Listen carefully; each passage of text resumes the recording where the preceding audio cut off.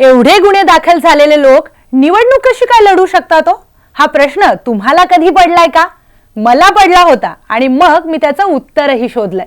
चला सांगते. भारताचं संविधान एक मूलभूत तत्व मानते, इनोसंट अंटिल प्रूव्हन गिल्टी. म्हणजे कोणतीही व्यक्ती दोषी सिद्ध होईपर्यंत ती निर्दोष असते.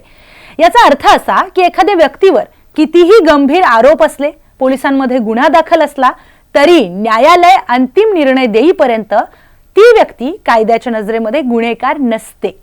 हे तत्वच गुन्हेगारी पार्श्वभूमी असलेल्या लोकांना निवडणूक लढवण्याचा मार्ग मोकळा करतं.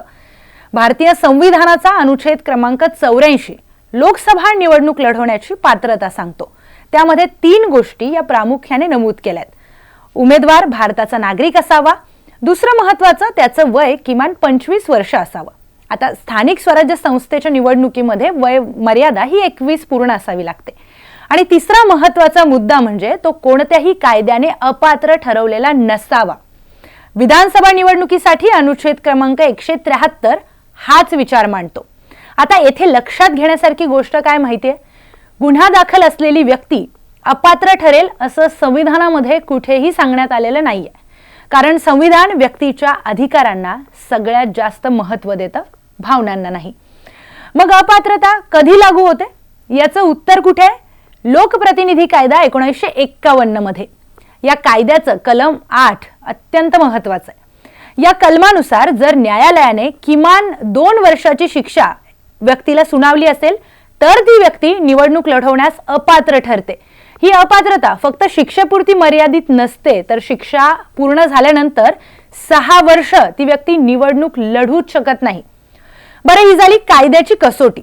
मात्र राजकीय नेते कायद्याच्या पळवाटेचा फायदा कसा घेतात तेही सांगते. भारतामध्ये खटले चालायला अनेकदा 10 ते 15 वर्ष लागतात. अनेक खटले तर प्रलंबित आहेत. मग तोपर्यंत तो नेता आरोपीच राहतो, दोषी ठरत नाही.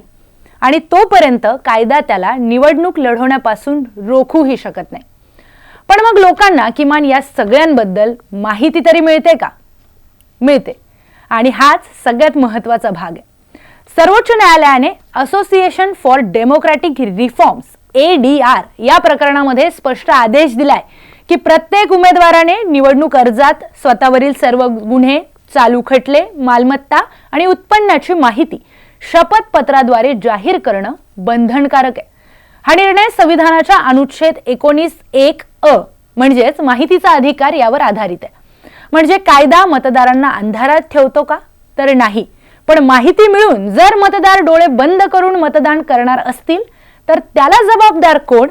याचं उत्तर तुम्हीच द्या. आणि व्हिडिओ कसा वाटला, माहिती कशी वाटली, या सगळ्यांबद्दल देखील कमेंट्समध्ये आम्हाला नक्की लिहा, कारण आम्ही तुमच्या कमेंट्स वाचतो बरं का.